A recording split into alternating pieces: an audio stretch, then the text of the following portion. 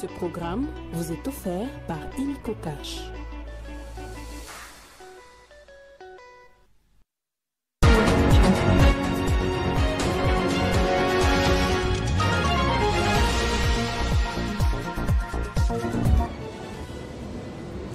Tête à tête ce mercredi à Luanda, en Angola, entre Félix Antoine Tshisekedi Tshilombo de la RDC et son homologue angolais Joao Lourenço, moins de 2 semaines après l'annonce du retrait de l'Angola du processus de médiation entre la République démocratique du Congo et le Rwanda.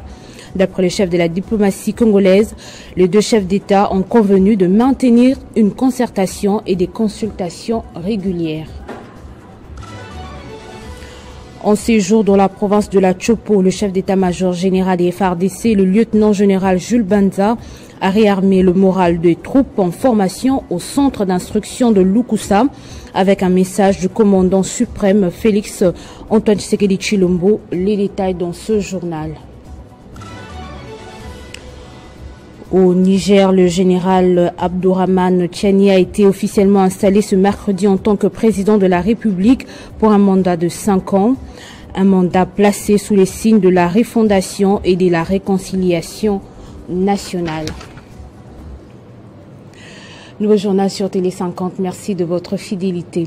Moins de 2 semaines après l'annonce du retrait de l'Angola du processus de médiation entre la République démocratique du Congo et le Rwanda, le président congolais Félix Tshisekedi a été reçu ce mercredi à Luanda par son homologue angolais Joao Lourenço, une rencontre qui intervient dans un contexte diplomatique tendu marqué par la réorganisation des efforts de médiation. D'après les chefs de la diplomatie angolaise, les deux chefs d'État ont convenu de maintenir une concertation et des consultations régulières. Poursuite des consultations politiques à Kinshasa pour la formation d'un gouvernement d'union nationale. Le conseil spécial du chef de l'État en matière de sécurité, Eberonde Kolongele, a échangé ce mercredi avec plusieurs représentants des regroupements politiques, notamment le regroupement A4AC conduit par Peter Kazadi et également le regroupement AAC Palou conduit par le professeur Willy Makiashi qui était accompagné des présidents des partis membres de son regroupement et quelques cadres du Palou. Nous avons répondu aux questions du conseil spécial par rapport à l'objet des consultations. Et quel est l'objet des consultations? C'est la mise en place du gouvernement, par exemple, d'union nationale. Mais pourquoi le gouvernement d'union nationale? Parce que le pays le réclame pour ramener la paix, la sécurité et le mieux-être qui devrait s'ensuivre. Et donc, quelles sont les conditions de participation à ce gouvernement d'union nationale? Et les conditions de participation rentrent dans un critérium utile à adresser. Et donc, comme le président de la République est à l'écoute de la République cette fois-là, et donc, qu'est-ce qui a blessé la République? Qu'est-ce qui a blessé la société? Ce sont ces antivaleurs-là. Il faut tenir compte quels sont les acteurs à même de contribuer à l'avènement de cette sécurité, lesquels sont à même de contribuer au développement socio-économique du pays pour le mieux-être des Congolais.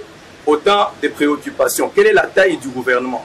Mais la taille du gouvernement, c'est la taille de la République, gouvernement d'union nationale. Déjà en place, nous avons un gouvernement de 55 membres qui n'était pas un gouvernement d'union nationale, qui était un gouvernement de la majorité ayant gagné les élections.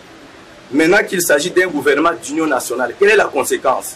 Mais la conséquence, c'est que l'union qui fait la force, c'est aussi en termes de volume par rapport au volume de la République. Et donc, mais tout cela par rapport aussi à la réduction du train de vie. Donc, le chef va devoir prendre tous ces paramètres pour le mettre ensemble et devoir donner les résultats aux consultations qu'il a mises en place. Voilà la substance de ce qu'a été la rencontre avec le conseil spécial de son excellence, monsieur le président. Je le disais dans le titre, maîtrise de la sécurité dans la Grande Orientale, le chef d'état-major général des FARDC poursuit son séjour à Kisangani. Le lieutenant-général Jules Banza a visité les militaires en formation avec un message précis au centre d'instruction de Lukusa. À Kisangani, où il est en mission de commandement et de contrôle, le chef d'état-major général du FARDC a consacré la journée de mardi 25 mars 2025 à la visite des militaires en formation. Le centre d'instruction Lukusa est le deuxième site ciblé par cette série de visites. Après la séance de travail sur place avec les commandants du groupement des centres d'instruction centre d'entraînement, les commandants du centre d'instruction Lukusa, celui de l'école des sous-officiers et les cadres instructeurs, le lieutenant général Bonza Milambo Gilles a suivi avec intérêt la situation de la formation des militaires présentée par le général Poutela Korito Bertin, commandant du groupement CIC. Après avoir donné quelques orientations liées aux normes de l'instruction, il a visité les stands des militaires en formation et participé aux exercices de tir.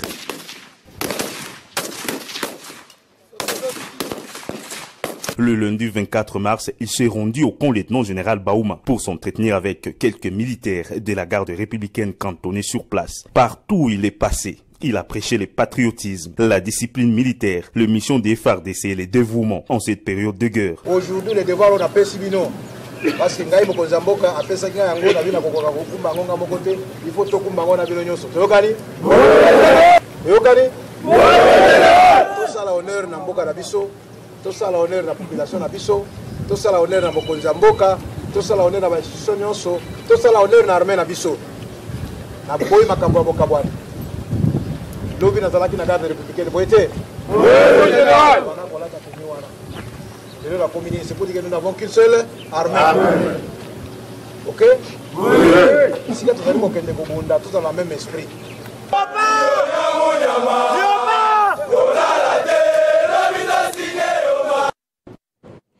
Les 10 chefs d'antenne de l'inspection générale de la police nationale congolaise désignés complétaient désormais l'implantation de l'IGPNC sur l'ensemble du territoire national ont participé ce mercredi à une séance de mise en train sur leurs nouvelles fonctions et missions en province.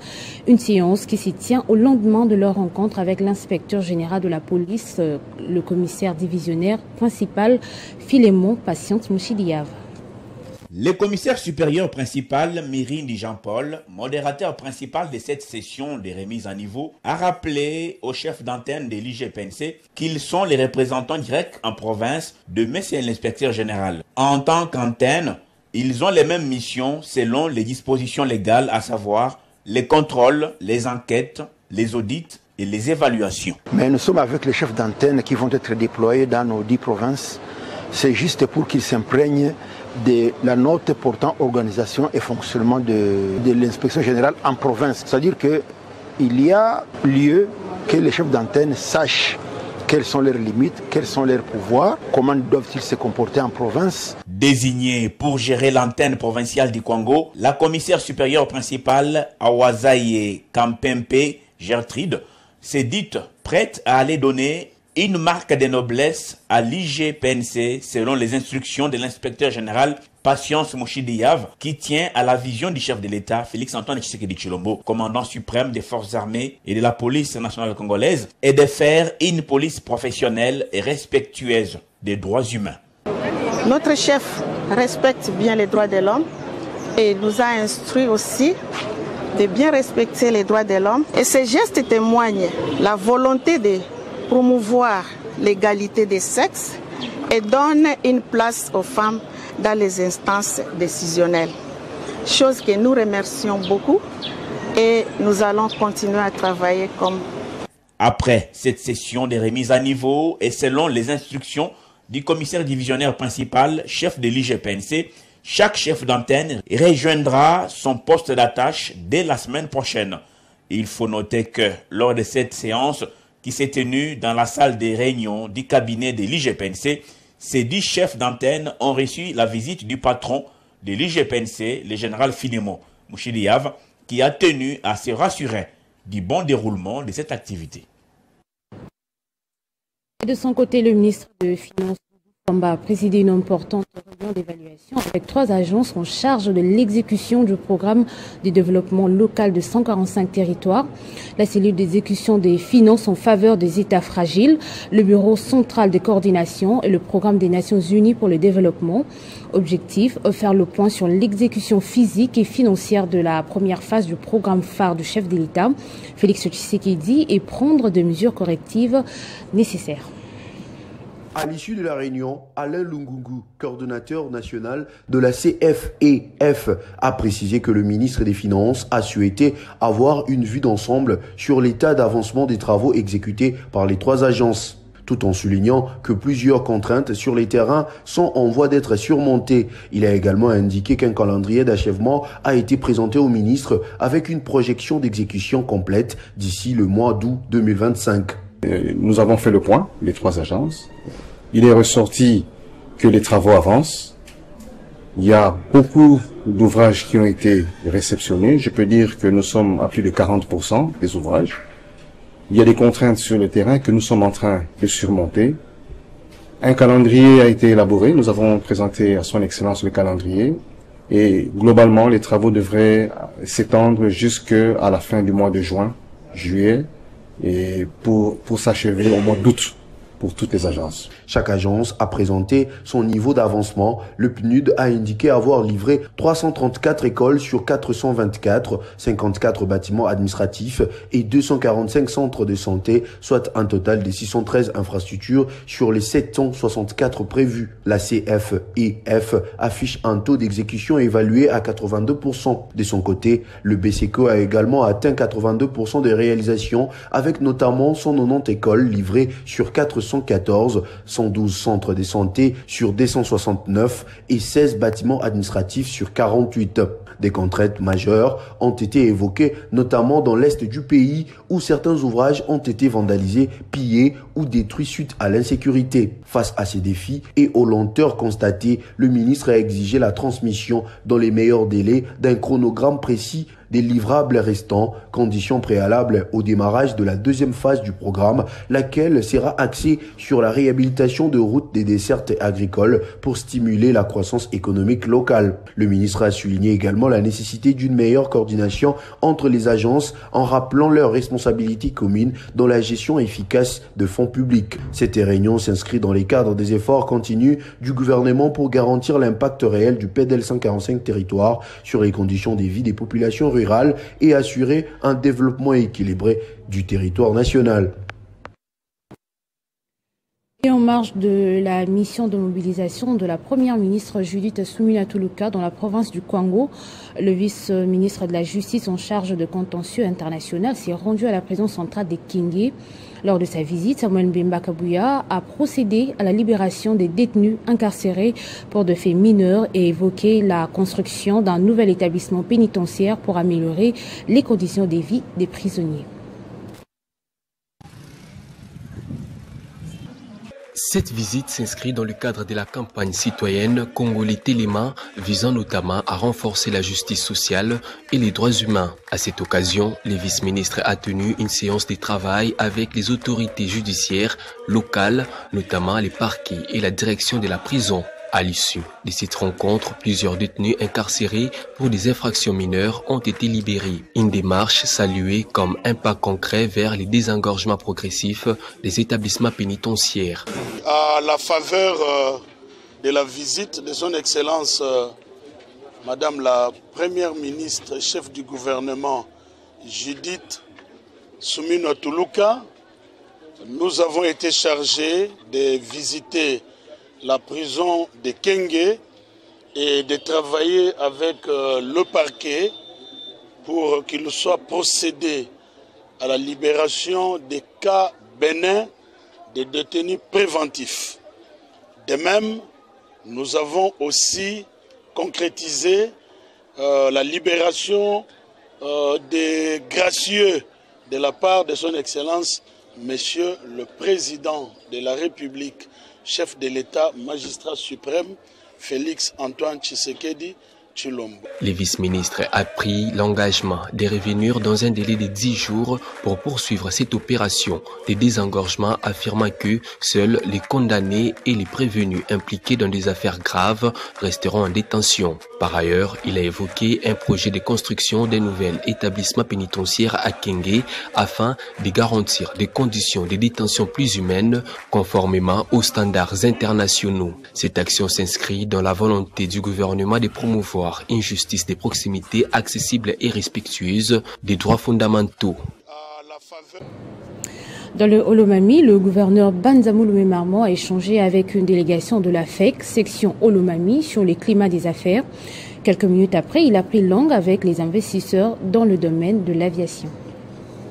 Délégation de la FEC, bien entendu, Fédération des entreprises du Congo, a rencontré le gouverneur Banzamouloumé Marmot pour parler de quelques points qui concernent son entité, notamment la tracasserie dans différents marchés de la place, sur différentes routes qui relient la province, et la situation du pont Bundoué, qui présente une fois de plus quelques irrégularités des passages, n'était pas oubliée. Un autre point qui frustre la FEC est celui des mesures drastiques prises par le maire de la ville de Kamina du déguerpissement des opérateurs se trouvant le long de l'avenue de la base.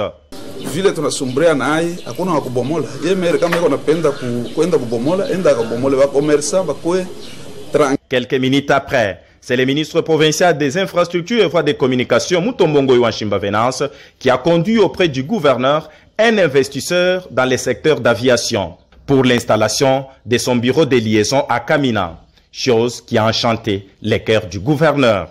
Nous sommes venus ici pour placer notre entreprise, une compagnie d'aviation en collaboration avec le gouvernement provincial, et il nous a très bien accueillis et nous sommes prêts à démarrer parce que nous possédons plus ou moins 5 à 6 avions à hélice qui peuvent répondre ici, parce qu'ici c'est un climat chaud. Quand il fait chaud, le molécule d'air diminue. On a besoin d'air qui répondent aux normes de piste et de climat sur le continent africain. Et comme on est entre les deux tropiques, précisément au Olomami, la compagnie Fly4. De toutes ces rencontres, le chef de l'exécutif provincial, Banzamouloumé Marmot, a invité chacun à apporter sa pierre à l'édifice. Parlant coopération bilatérale RDC-Zambie, le gouverneur Jacques Kiabula-Katwe a échangé avec un émissaire zambien sur le renforcement de la sécurité entre les deux États et sur les matières économiques. Le gouverneur de province, Jacques Kiabula-Katwe, a accordé ce mardi 25 mars 2025 son hospitalité au nouveau consul général de Zambie en poste à Lubumbashi. Nouvellement affecté dans le Haut-Katanga, en République démocratique du Congo, Stewart Chimunia est venu présenter ses lettres de créance au chef de l'exécutif provincial. Le diplomate zambien a promis de pérenniser les bonnes relations qui existent entre son pays et la République démocratique du Congo.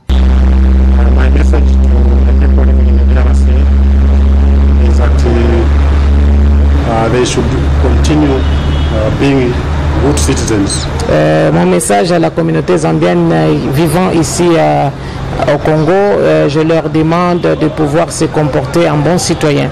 And at all costs they should avoid engaging in vices that are not criminal in nature. L'autorité provinciale se fera juste après présenter le nouveau directeur provincial AI de la Commission nationale de prévention routière au Katanga. Moïse Bomana a été conduit auprès du gouverneur par le conseiller routier au ministère des Transports, Alfred Lembe. Il nous a accordé cette audience au cours de laquelle il nous a donné également ses recommandations, il nous a félicité, il nous a souhaité la bonne tenue de la cérémonie. Nous lui avons présenté des civilités et voilà justement ce qui justifie notre présence ici entre les 4 murs du cabinet de l'autorité provinciale. Moïse Bomana remplace à ce poste Madame Mireille Ilunga. La remise des reprises est prévue dans les prochaines heures. Dans une déclaration politique adressée au chef de l'État, les interfédéraux et fédéraux membres de l'Union sacrée de la nation de la province de la Mongala remercient le président de la République pour l'élévation d'Élysée Bokoumouana Maposo, vice-ministre du budget, autorité morale du parti de l'unité nationale et coordonnateur général des forces politiques et sociales alliées à l'UDPS Tshisekedi comme membre du présidium de l'Union sacrée de la nation. Nous, interfédéraux et fédéraux, membres de l'Union sacrée de la nation Mongala, unis en un seul homme, en ce jour, remercions la haute autorité morale de l'Union sacrée de la nation, son Excellence Félix Antoine Tshisekedi Tshilombo, garant du bon fonctionnement des institutions de la République, qui ne ménage aucun effort de maintenir la paix et l'unité dans toute l'étendue du territoire national face aux atrocités de l'armée rwandaise à l'est du pays. À cet effet, nous rendons un vibrant hommage au président de la République, son Excellence Félix Antoine Tshisekedi Tshilombo, pour avoir élevé l'aide de nos dignitaires de la Mongala en la personne du patriarche Élisée Bokumwana Mapos. L'homme du développement et aux actions concrètes aura des membres du Présidium de l'Union sacrée de la Nation. Ainsi, les membres de l'Union sacrée de la Nation Mongala présentent également ses vives félicitations au coordonnateur national des forces politiques et sociales alliées à l'IDPS Barti Sekedi, FPAU, ainsi que, et les souhaite plein succès dans ses nouvelles fonctions. Au regard de ce qui précède, nous en appelons donc les filles et fils de la Mongala à préserver l'unité, la paix, l'amour et la cohésion pour le développement de notre province. Rendons-nous à présent à la RVA Loano pour parler de la fin de la mission du DG Londeli Lokoy. Suivez cet élément. En ce jour de travail dans la capitale du cuivre, le directeur général adjoint de la RVA, Louis-Blaise Londeli Lokoy, a effectué plusieurs activités en compagnie de la commandante de l'aéroport de la Loano, Marie Omanga Opunga, ainsi que de son adjoint, bienvenu Lyongo Litele, et des autres cadres de la RVA. Dans l'optique de l'inspection, le DGA a visité la clôture de l'aéroport de la Loano, doit se conformer aux normes de l'OASI. En vue de trouver des voies et moyens pour évacuer les bitumes et autres matériaux qui devront contribuer à la construction de l'aéroport de Bipemba Mbujimaï, Louis-Blaise Londeli Lokoy a rencontré le DG de la SNCC, Fabien Moutombe Kankato. Ces deux personnalités ont échangé sur une probable évacuation des matériaux bloqués à la gare de Likasi ainsi que de Lubumbashi.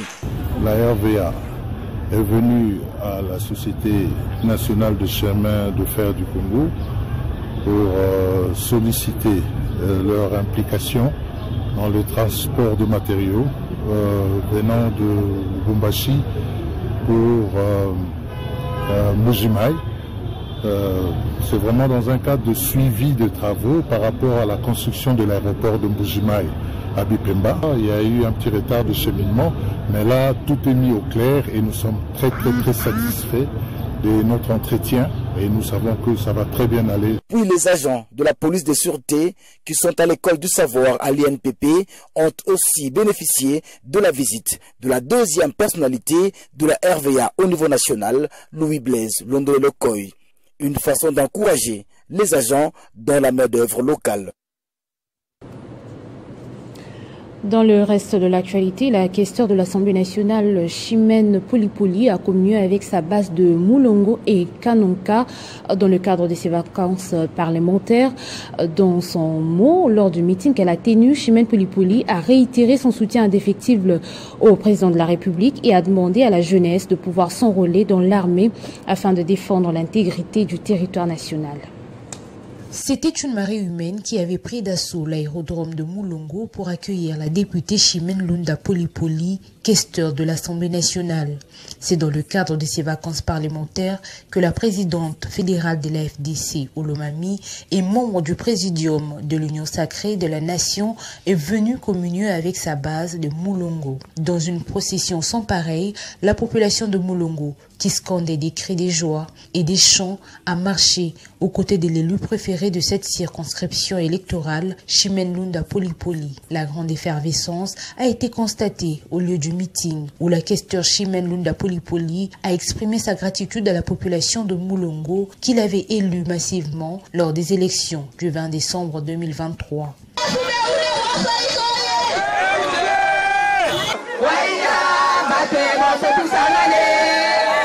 Elle a profité de l'occasion pour appeler les jeunes à s'enrôler massivement au sein des forces armées de la République. La même chaleur et la même complicité se sont fait remarquer à Kanonka, une première dans l'histoire du territoire des Malemba-Nkulu, de voir une députée visiter sa base, d'où cette expression de joie remarquable. L'occasion faisant les larrons, les habitants de cette partie du pays ont exposé à l'élu des Malemba-Nkulu, Chimène Lunda Polypoly, plusieurs désidérata liés à leur vie sociale. Excellence Félix Tshisekedi Tshilombo, akushiko Kinshasa muri 5 postes. Nami na kwale la consent ni kwabo. Kapati ya kodi poste munga.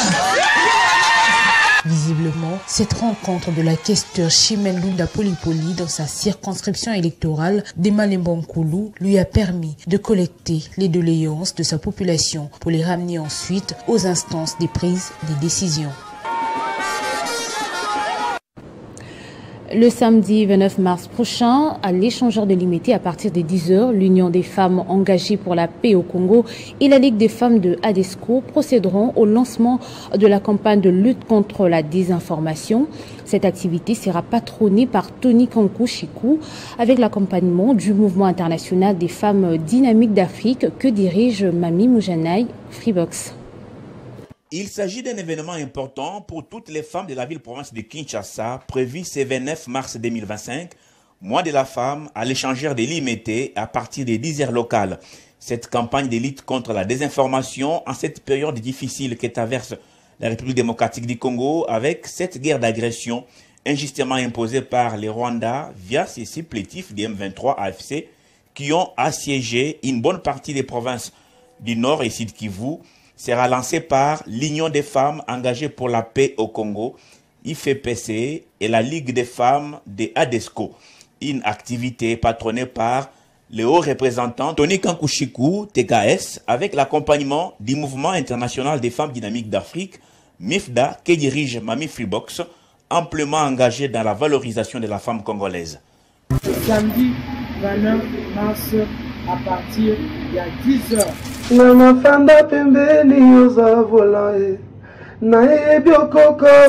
Et je sais que lorsque les mamans se lèvent, les choses changent. Lorsque les Déborah se lèvent, le pays est sauvé. Ce 29 mars, à l'échangeur de Limité. Lorsque les femmes s'élèvent, les choses bougent.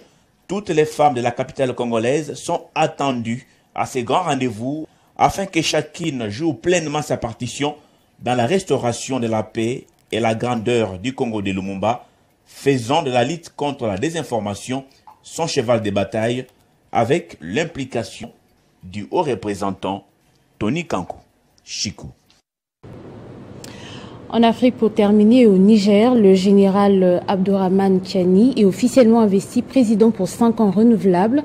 Fini l'irrégularité dans laquelle il a géré le pays. Désormais, il a les vrais défis à relever face aux Nigériens. C'est dans une cérémonie grandiose que s'est tenue l'investiture à Niamey. Cérémonie qui vient redéfinir en profondeur l'architecture institutionnelle du pays en fonction de la situation sécuritaire, du cahier de charges, de la refondation et de l'agenda de la Confédération des États du Sahel. Le nouveau chef de l'État a également été élevé au rang des général 5 étoiles et au cours de son discours, il a salué un nouveau départ pour le Niger. C'est au cours de la même cérémonie qu'on a procédé à la signature des ordonnances, notamment celles portant sur la dissolution de partis politiques ainsi que l'amnistie des prisonniers politiques et militaires, enfin renvoyés en hommes libres. On va prendre le rappel des titres. Tête à tête ce mercredi à Luanda en Angola entre Félix Antoine Tshisekedi Tshilombo de la RDC et son homologue angolais Joao Lourenço.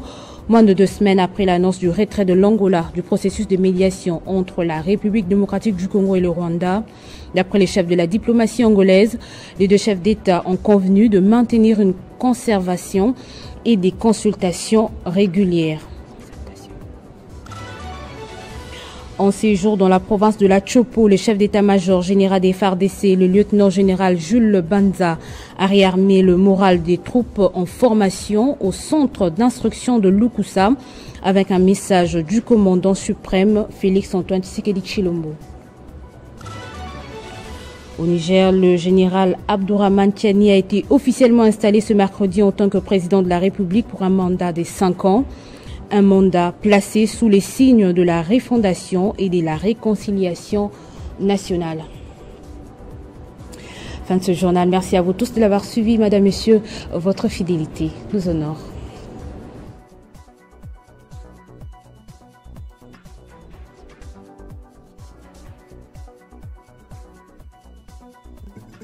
Retrouvez toute l'actualité en continu sur www.tele50.cd. Ce programme vous a été offert par Inico Cash.